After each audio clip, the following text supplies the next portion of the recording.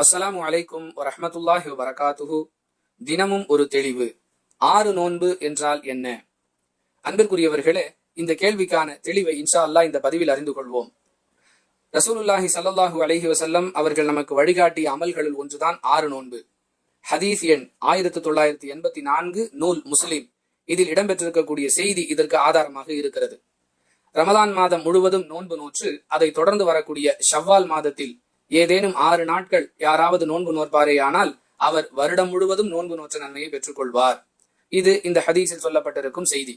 அன்பிற்குரியவர்களே, அல்லாஹ் திருக்குரானுடைய 6வது அத்தியாயம் 160வது வசனத்தில் பேசும் பொழுது, மன்ஜா அபில் ஹசனதி ஃபலஹு அஷ்ரு அம்சாலிஹா, நீங்கள் ஒரு நன்மை செய்தால் அதுபோன்று 10 மடங்கு கூலி உங்களுக்கு உண்டு என்று கூறுகின்றார்.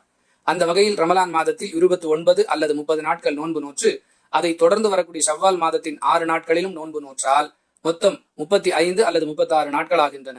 இது 10 மடங்காக பெருக்கி தரப்படும் பொழுது வருடம் முழுவதும் நோன்பு நோற்ற நன்மையை பெற்றுக் கொள்கிறோம். இவ்வாறே நாம் ஒவ்வொரு ஆண்டும் நோன்பு நோற்றால் காலமெல்லாம் நோன்பு நோற்ற நன்மையை பெற்றுக் கொள்வோம்.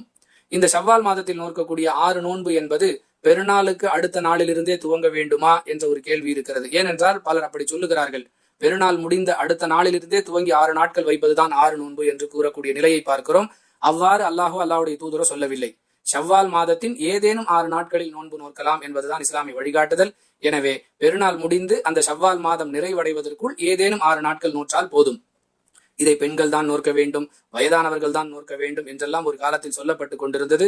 அல்ஹம்துலில்லாஹ், அல்லாஹுவின் பேரருளால் அதிகமான மக்கள் இந்த 6 நோன்புகளில் ஆர்வம் காட்டக்கூடிய நிலையை பார்க்கிறோம்.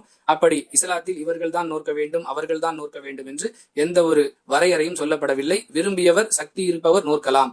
இது கடமையானது அல்ல. சுன்னத்தான நோன்பு செய்தால் நன்மை, இல்லை என்றால் குற்றம் இல்லை. எனவே வாய்ப்புள்ளவர்கள் நன்மையை பெற்றுக்கொள்ள முயற்சிக்க வேண்டும்.